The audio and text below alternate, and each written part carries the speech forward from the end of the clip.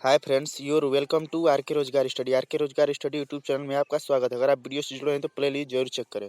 इस वीडियो में हम एसएससी जीडी 10 जनवरी 2023 को फर्स्ट शिफ्ट में पूछे गए जीके के सभी 20 प्रश्नों को एक्स्ट्रा फैक्ट के साथ कवर करेंगे।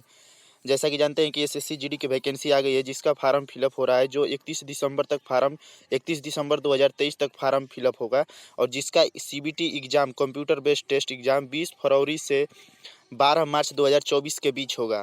तो इसी को टारगेट करके हम क्लास स्टार्ट कर रहे हैं। टोटल वैकेंसी है 26,146 पोस्ट। तो 26,146 पोस्ट में एक पोस्ट अपनी फिक्स करने के लिए आप इस क्लास से जरूर जुड़े। इसमें प्रीवियस ईयर के हम जीके के प्रश्न को एक्स्ट्रा फैक्ट के साथ कवर करेंगे।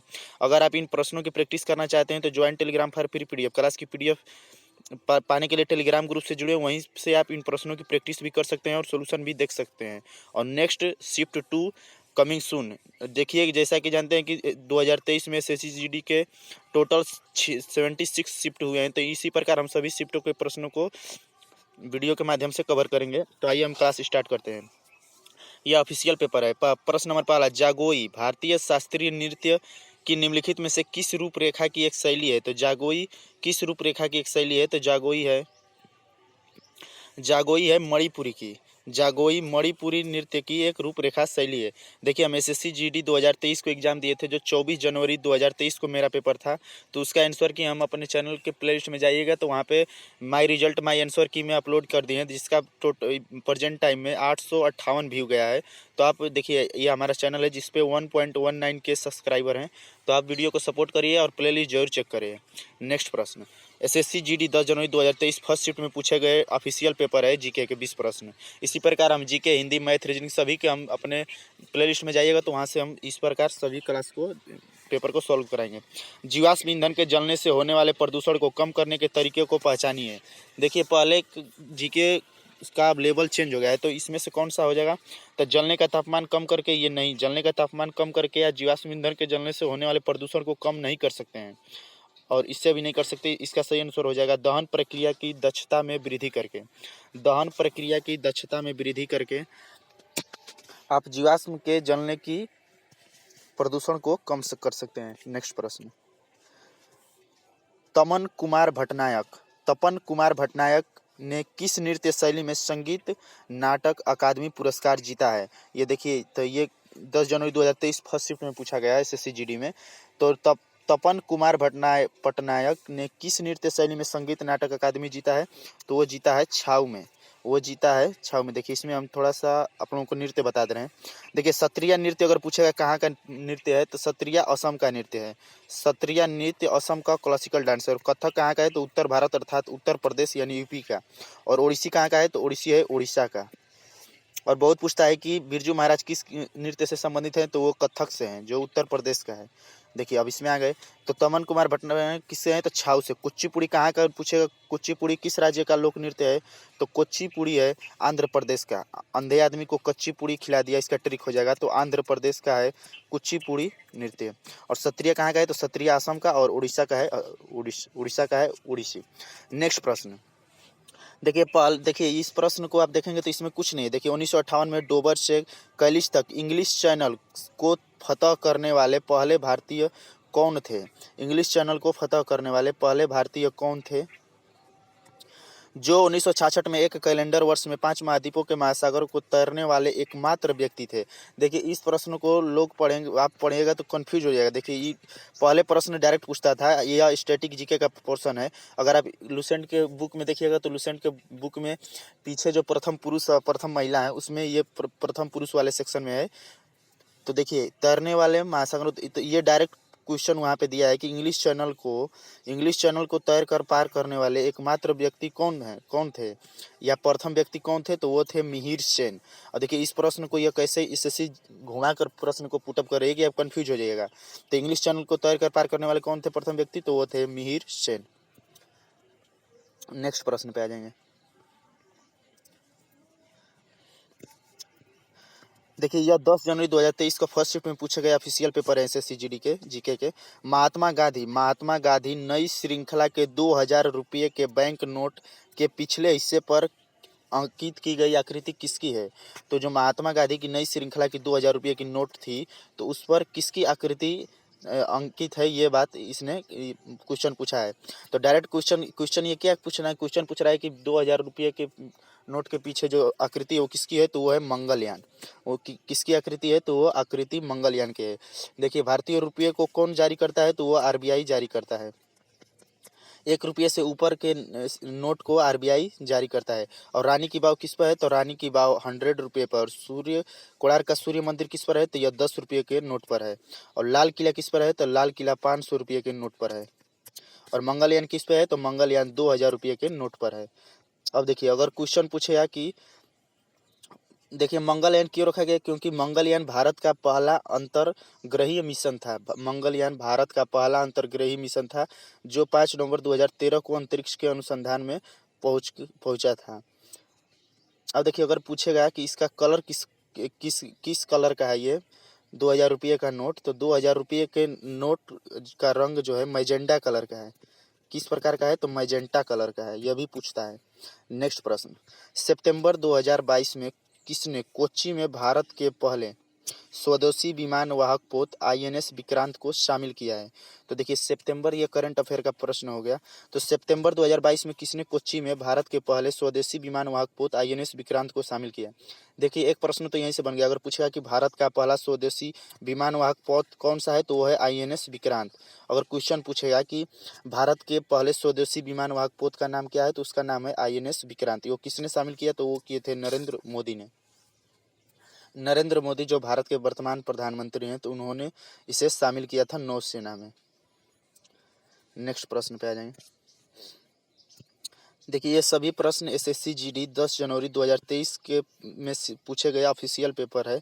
इस क्वेश्चन को लाने का सिर्फ एक मकसद है कि आप अगर एसएससी जीडी की तैयारी कर रहे हैं तो आप इन प्रश्नों को पहले देख लीजिए किस प्रकार के प्रश्न पूछे जा रहे हैं। ऐसा नहीं है कि कुछ भी प्रश्न पढ़ते रहिए और आपको पेपर में क्वेश्चन ही न लड़े। तो अगर आप वीडियो से जुड़े हैं तो सपोर्ट जरूर करिए। कौन सी अक्षांश रेखा देश की जलवायु को प्रभावित करते हुए भारत के मध्य से होकर गुजरती है।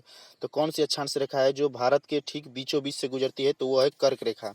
कर्क रेखा भारत के बीचों बीच से गुजरती है।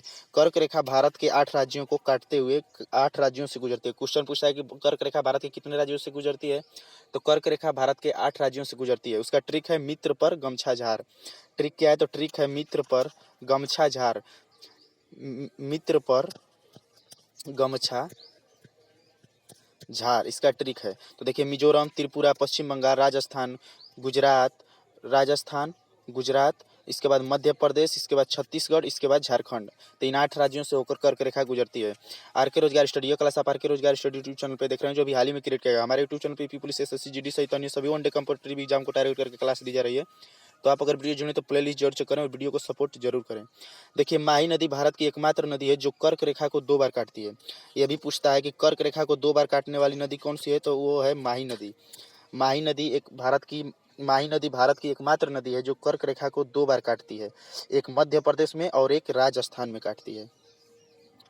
नेक्स्ट प्रश्न देखिए इसमें दिया है भूमध्य रेखा। तो भूमध्य रेखा क्या है, तो भूमध्य रेखा उत्तरी गोलार्ध और दक्षिणी गोलार्ध को विभाजित करती है। नेक्स्ट पर निम्नलिखित में से किस मौर्य राजा के शासनकाल में कलिंग युद्ध लड़ा गया था। तो किस मौर्य राजा के शासनकाल में कलिंग युद्ध लड़ा गया था, तो कलिंग युद्ध अशोक के शासनकाल में लड़ा गया था। अशोक के शासनकाल में कलिंग युद्ध लड़ा गया। अशोक को देव नाम प्रिया के नाम से भी जानते हैं। अशोक को बहुत पूछता है कि अशोक को इतिहास में किस नाम से जाना जाता है, तो देव नाम प्रिया के नाम से भी जाना जाता है। और अशोक के किस शिलालेख में कलिंग युद्ध का वर्णन है, ये भी क्वेश्चन पूछता है कि अशोक के किस शिलालेख में कलिंग युद्ध का वर्णन है, तो अशोक के 13वें शिलालेख में कलिंग युद्ध का वर्णन है। और अशोक किसका पुत्र था, तो अशोक बिंदुसार का पुत्र था। बिंदुसार चंद्रगुप्त मौर्य के पुत्र और राजा अशोक के पिता थे। यानी कि बिंदुसार का पुत्र कौन था, तो उसके पुत्र थे चंद्रगुप्त मौर्य और अशोक। बृहद्रथ, देखिए बृहद्रथ अगर पूछता तो बृहद्रथ मौर्य वंश का अंतिम राजा था बृहद्रथ। चंद्रगुप्त तो आप जानते हैं कि चंद्रगुप्त ने मौर्य वंश की स्थापना की थी। चंद्रगुप्त मौर्य के समय में सेल्यूकस निकेटर को चंद्रगुप्त मौर्य ने हराया था। नेक्स्ट प्रश्न, भारत में प्रथम पूर्ण जनगणना कब हुई थी? देखिए स्टैटिक जीके का ये पोर्शन हो जाएगा। तो भारत में प्रथम पूर्ण जनगणना कब हुई? तो भारत में प्रथम पूर्ण जनगणना 1881 ईस्वी में हुई थी। भारत में प्रथम पूर्ण जनगणना 1881 में हुई थी। जनगणना किसी देश की जनसंख्या का एक आधिकारिक व्यवसायिक सर्वेक्षण होता है। देखिए भारत में प्रथम पूर्ण जनगणना 1872 ईस्वी में वायसराय लॉर्ड मेयो के शासनकाल में हुआ था, लेकिन 1872 नहीं दिया, इसीलिए 1881 हुई, आंसर हो जाएगा। तो भारत में प्रथम पूर्ण जनगणना कब हुआ था? तो 1872 ईस्वी में। किसके शासनकाल में? तो वो ब्रिटिश यानी अंग्रेज था, तो वो लॉर्ड मेयो के शासनकाल में हुआ था। अब देखिए भारत में जनगणना प्रत्येक 10 वर्ष पर होती है। नेक्स्ट प्रश्न, अगस्त 2022 में उत्तराखंड सरकार के राज्य ब्रांड एम्बेसडर के रूप में किसे नियुक्त किया गया था? और अगस्त 2022 में, यानी करंट अफेयर का प्रश्न है। आप इन प्रश्नों से ये अंदाजा लगाए कि एसएससी जीडी किस प्रकार के प्रश्न पूछती है। यह ऑफिशियल पेपर है जो एसएससी जीडी 10 जनवरी 2023 को फर्स्ट शिफ्ट में पूछे गए जीके के सभी प्रश्न है। तो अगस्त 2022 में उत्तराखंड सरकार के राज्य ब्रांड एम्बेसडर के रूप में किसे नियुक्त किया गया है? तो वो किए थे ऋषभ पंत को। ऋषभ पंत को नियुक्त किए थे, जो भारतीय क्रिकेट के एक बल्लेबाज हैं, मतलब एक भारतीय क्रिकेट के खिलाड़ी हैं। देखिए, और ये उत्तराखंड की बात करते हैं तो उत्तराखंड का गठन कब हुआ था? तो उत्तराखंड राज्य का गठन 9 नवंबर सन 2000 ईस्वी को हुआ था। उत्तराखंड के मुख्यमंत्री हैं पुष्कर सिंह धामी और राज्यपाल हैं गुरदीप सिंह। और राजधानी कहाँ है? तो राजधानी गर्मी में है गैरसैंण और सर्दी में है देहरादून। उत्तराखंड की राजधानी कहाँ है? तो उत्तराखंड की राजधानी सर्दी में देहरादून है और गर्मी में है गैरसैंण। नेक्स्ट प्रश्न, देखिए नेक्स्ट पेज एक मोटिवेशनल क्विज है। हमारा संघर्ष हम ही को पता है मेरे दोस्तों, बर्बाद हुआ वर्ष हम ही को पता है। लोग पूछते हैं कैसे नहीं हुआ सिलेक्शन, कैसे नहीं हुआ सिलेक्शन, ये तो सिर्फ हम ही को पता है। तो हमारा संघर्ष हम ही को पता है मेरे दोस्तों। अगर आप स्टूडेंट लाइफ में हैं तो आप संघर्ष करते रहिए, क्योंकि एक न एक दिन आपका संघर्ष जरूर सफल होगा। और आप, क्योंकि संघर्ष हर फील्ड में करना पड़ेगा मेरे दोस्तों। आर के रोजगार स्टडी पे आप ये क्लास देख रहे हैं। नज़रिया तो नहीं बदलेगा हमारा, नज़रिया तो नहीं बदलेगा हमारा, पर आने वाले वक्त नज़ारे जरूर बदल देंगे। तो नज़रिया तो नहीं बदलने वाला है, क्योंकि हम संघर्ष करते ही रहेंगे, लेकिन आने वाले वक्त में नज़ारे जरूर बदल देंगे। नेक्स्ट प्रश्न, और वेरी वेरी इंपॉर्टेंट प्रश्न, ये सभी प्रश्न, ये देखिए ये सभी प्रश्न एसएससी जीडी 10 जनवरी 2023 के फर्स्ट शिफ्ट से लिए गए हैं। तो एग्जाम डेट जैसा कि जानते हैं एसएससी जीडी की वैकेंसी आई हुई है, जिसमें टोटल पोस्ट है 26,146 पोस्ट। और जो इसका एग्जाम 20 फरवरी और 20 फरवरी से 12 मार्च के बीच होने जा रहा है, तो उसी को टारगेट करके यह क्लास दी जा रही है। तो इसमें आप 26,146 पोस्ट में एक पोस्ट फिक्स करने के लिए आप इस क्लास से जरूर जुड़ें, इन क्लास को जरूर देखें, क्योंकि इन क्लास के एक्स्ट्रा फैक्ट और इन क्लास की प्रैक्टिस करने के लिए आप टेलीग्राम ग्रुप से जुड़ें, जिसका लिंक वीडियो के डिस्क्रिप्शन बॉक्स में, वहाँ से आप प्रैक्टिस भी कर सकते हैं और सोल्यूशन भी देख सकते हैं। वेरी वेरी इंपॉर्टेंट, भारत के राष्ट्रपति का चुनाव किसके द्वारा किया जाता है? जैसा कि जानते हैं कि भारत के राष्ट्रपति का पद सर्वोच्च होता है। भारत के राष्ट्रपति का पद भारत में सर्वोच्च माना जाता है। और भारत का राष्ट्रपति भारत के सभी सेनाओं का मुख्य भी होता है। और भारत के राष्ट्रपति को भारत का प्रथम नागरिक भी कहा जाता है। क्वेश्चन पूछता है भारत का प्रथम नागरिक कौन होता है? तो वो होते हैं भारत के राष्ट्रपति। तो भारत के राष्ट्रपति के चुनाव में कौन कौन शामिल होते हैं? तो केवल राज्य विधानसभाओं के सदस्य नहीं, केवल संसद के दोनों सदनों के सदस्य नहीं, निर्वाचित सदस्य, केवल राज्यों के विधान परिषदों के सदस्य नहीं, संसद के दोनों सदन अर्थात उच्च सदन, निम्न सदन, यानी राज्यसभा और लोकसभा। तो संसद के दोनों सदन और राज्य विधानसभाओं के निर्वाचित सदस्य। देखिए विधानसभा और विधान परिषद दो होती हैं। तो राज्य में जितने भी विधानसभा हैं, तो विधानसभा के निर्वाचित सदस्य और संसद के दोनों सदन यानी लोकसभा और राज्यसभा। तो ये इसका सही आंसर हो जाएगा। भारत के संविधान के आर्टिकल 3 किस पूछता है कि किस आर्टिकल के तहत निर्वाचन होता है? तो आर्टिकल 324। भारत के संविधान के आर्टिकल 324 के तहत राष्ट्रपति के कार्यकाल के लिए चुनाव कराने का अधिकार भारत के चुनाव आयोग को है। क्वेश्चन पूछता है कि राष्ट्रपति का चुनाव कौन कराता है? तो वो कराता है चुनाव आयोग। किस आर्टिकल के तहत? तो आर्टिकल है 324 के तहत। और देखिए महाभियोग भी पूछता है कि राष्ट्रपति को राष्ट्रपति पद से हटाने के लिए कैसे हटा सकते हैं? तो महाभियोग से। किस आर्टिकल से है? तो आर्टिकल 61 का संबंध महाभियोग से है। महाभियोग से ही राष्ट्रपति महोदय को पद से हटाया जा सकता है।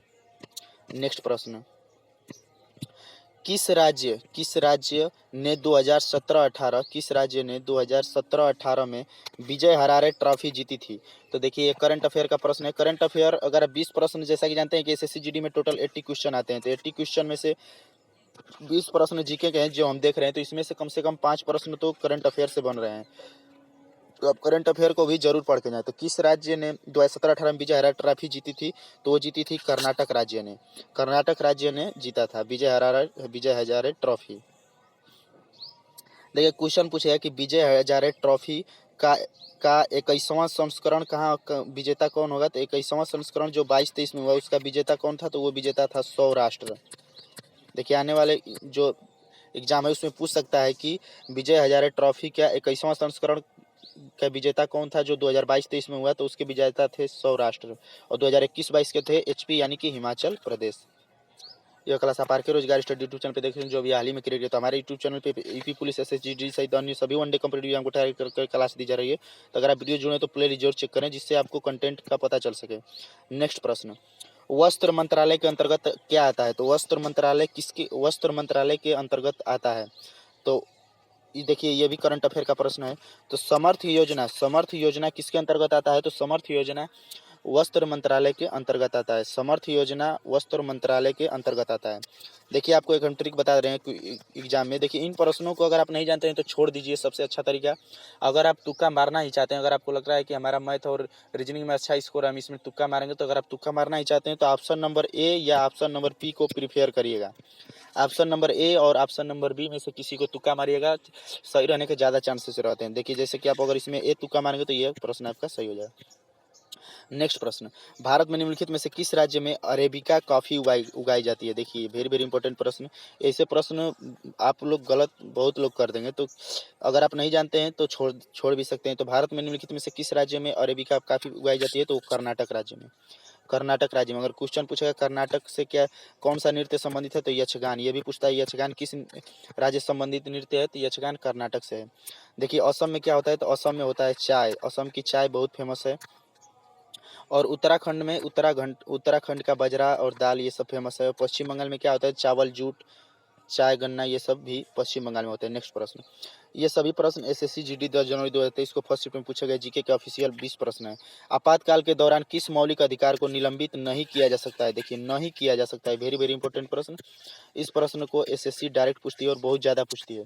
तो आपातकाल के दौरान किस मौलिक अधिकार को निलंबित नहीं किया जाता है? तो आपातकाल के दौरान आर्टिकल 20 और 21 को निलंबित नहीं किया जा सकता है। आर्टिकल 20 और 21 को निलंबित नहीं किया जा सकता है।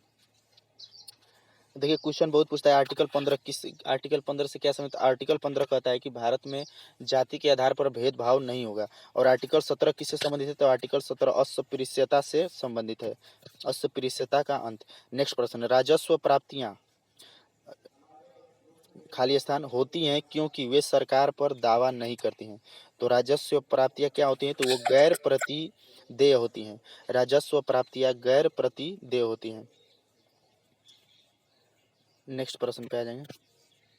प्रश्न नंबर 19, मार्स और मार्केंसिया निम्नलिखित में से किसके अंतर्गत आते हैं? तो मार्स और मार्केंसिया किसके अंतर्गत आते हैं? तो ये ब्रायोफाइटा के अंतर्गत आते हैं। ये ब्रायोफाइटा के अंतर्गत आते हैं। ये छोटे स्थलीय पौधे होते हैं। ये छोटे स्थलीय पौधे होते हैं। अगर पूछेगा टेरिडोफाइटा के अंतर्गत कौन कौन से आते हैं? तो देखिए फर्न बहुत पूछता है कि फर्न किसके अंतर्गत आता है? तो फर्न जो कटीला होता है तो वो टेरिडोफाइटा के अंतर्गत आता है। और ये भी पूछता है कि सवालों के अध्ययन को क्या कहा जाता है? तो सवालों के अध्ययन को साइटोलॉजी कहा जाता है। साइटोलॉजी, सवालों के अध्ययन को साइटोलॉजी और कवक के अध्ययन को माइकोलॉजी। नेक्स्ट प्रश्न पे आ जाएंगे। प्रश्न नंबर 20, निम्नलिखित में से कौन सा 7वीं पंचवर्षीय योजना का एक मुख्य उद्देश्य था?